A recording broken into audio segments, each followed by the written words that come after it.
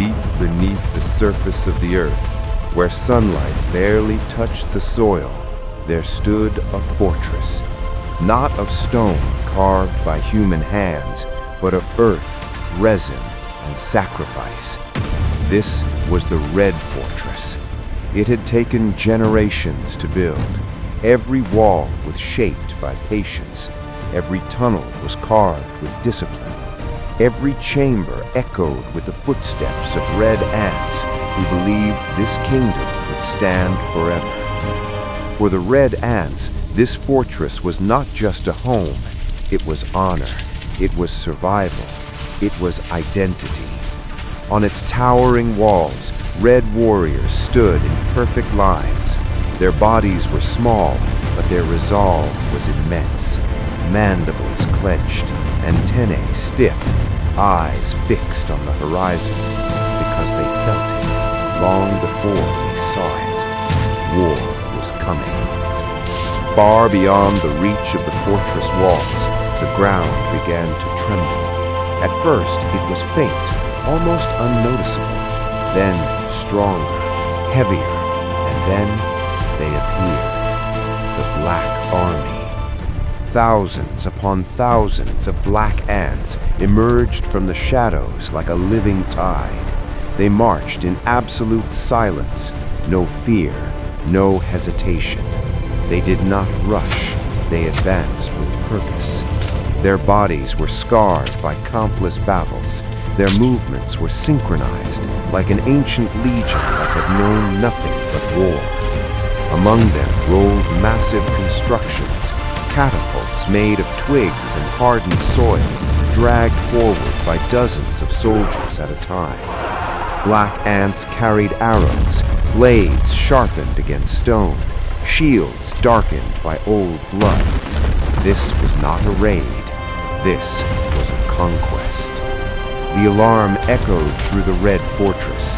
Inside the walls, red ants poured through tunnels and corridors. Defensive formations snapped into place. Gates were sealed. Towers reinforced. Archers took their positions. There would be no escape, only resistance. From the highest wall, the Red commanders looked down at the approaching darkness. They knew the truth. The black ants did not come to negotiate. They did not come to threaten. They came to erase. The first catapult fired. A massive stone tore through the air and struck the outer wall of the fortress with devastating force. The earth shook. Dust exploded into the sky. The silence was gone. War had begun. Red archers responded instantly. Arrows rained down like a storm, cutting through the air with deadly precision.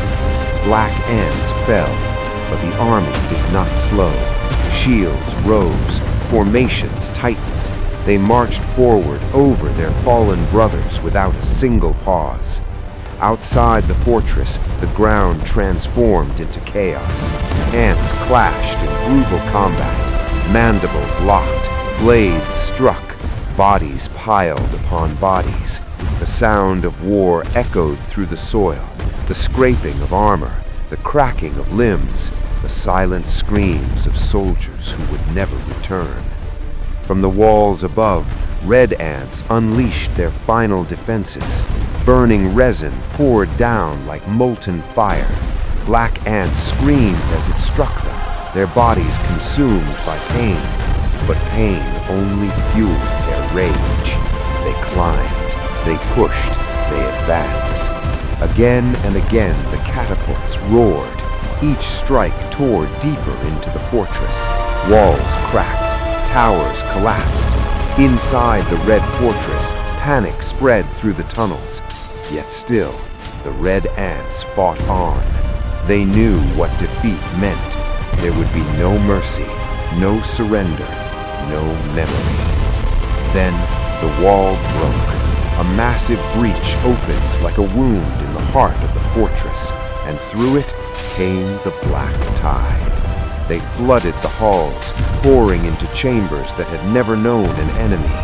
Close combat erupted, mandible against mandible, blade against blade. The tunnels echoed with violence. Red ants fought with desperation. Black ants fought with certainty. Slowly, inevitably, the balance shifted. A red commander fell, surrounded by enemies. As his body hit the ground, the last thread of hope snapped. Fire spread through the fortress. Smoke filled the air. The sky above darkened. One by one, the towers collapsed. The great red fortress, the pride of generations, began to crumble. Black ants raised their banner over broken stone and shattered earth. The war was over. When the final tower fell, silence returned. The battlefield lay in ruins. Bodies covered the ground. Dust settled over destruction. The Black Army marched through the remains without celebration. They did not cheer. They had seen this before.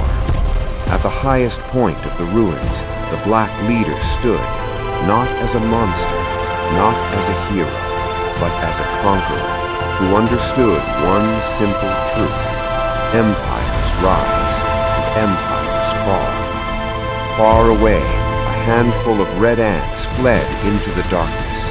Behind them, their kingdom burned. A broken helmet lay in the dust, a silent witness to everything that had been lost. From the ruins, the black ants began to rebuild. Stronger walls, deeper tunnels, a new empire. As the dust finally settled and the earth grew still once more, only one truth remained. The red fortress was gone, and beneath the rising black banner, its story became legend.